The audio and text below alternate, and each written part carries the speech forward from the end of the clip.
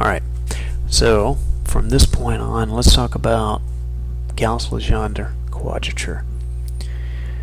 And some of the things I want to emphasize here, first off, is how accurate are these integrals. So we talk about doing this approximation, going from first normalizing our coordinates, doing a transformation. This makes our life easier.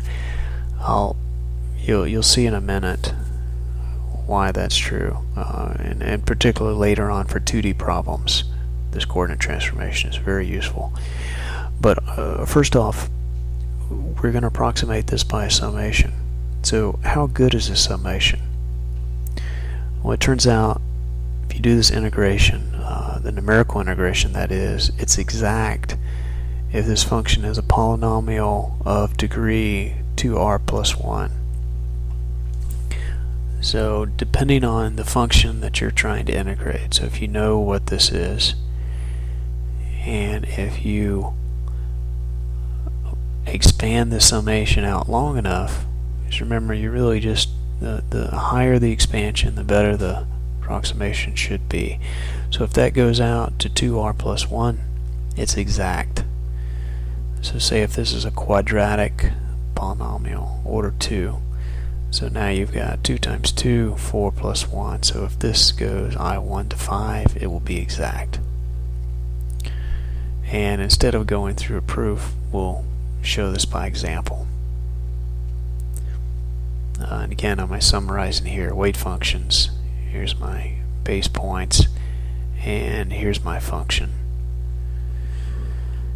And here's dx dc relation with j as my derivative dx dc. Alright, so let's look at just doing an integration of our K matrix. So remember, we don't want to do this by hand, particularly doing large scale simulations. So we're going to convert this to -1 to 1. So on the chain rule for this derivative, if we write this in terms of c, you've got to take derivative on c and then dc dx. Well, this is 1 over j, so we have j inverse, and then we have to evaluate this. And then keeping in mind you have dx equals j dc.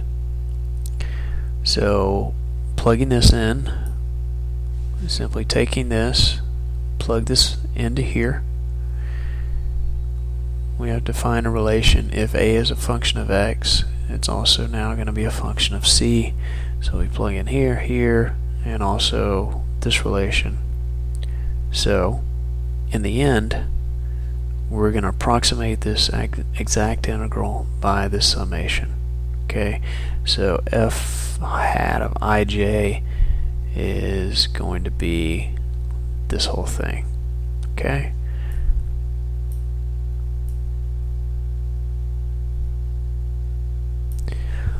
Alright, so now let's talk about specifically this numerical integration and a case called Newton-Coles method. So if you look in the book, they go into much greater depth on the details of this.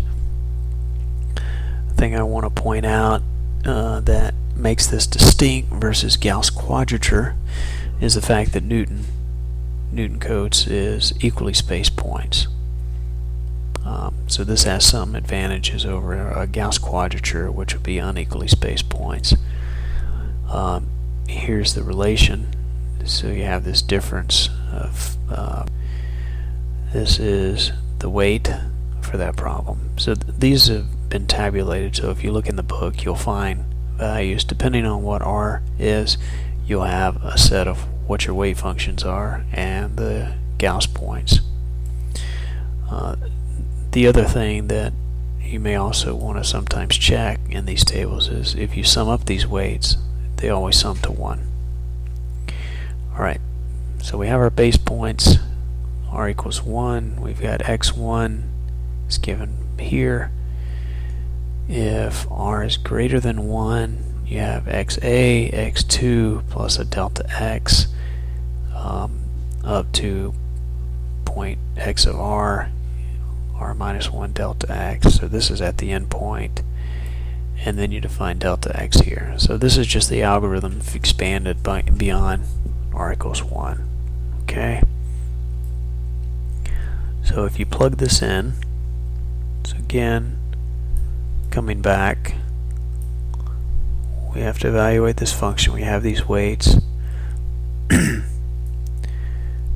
you were to plug this in for this specific example that we've talked about, where was it? So maybe I have to go all the way back to here. So here are my interpolation functions, psi.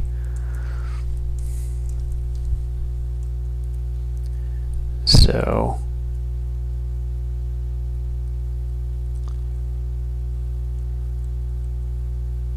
if we plug this in,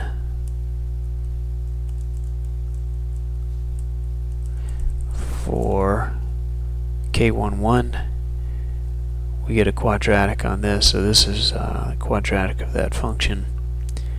You get this term in the front, and then it turns out this is 0. And here's g11. If, let's go back for a second.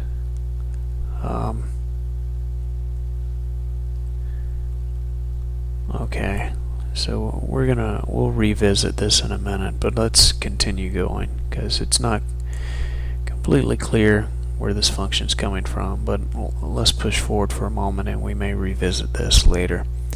So we get this for g11, we get this relation.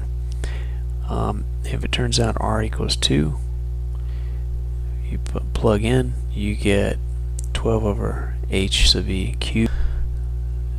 So in this problem here, the formula is exact if the function of f of x is a polynomial of degree r or less, and if r is odd.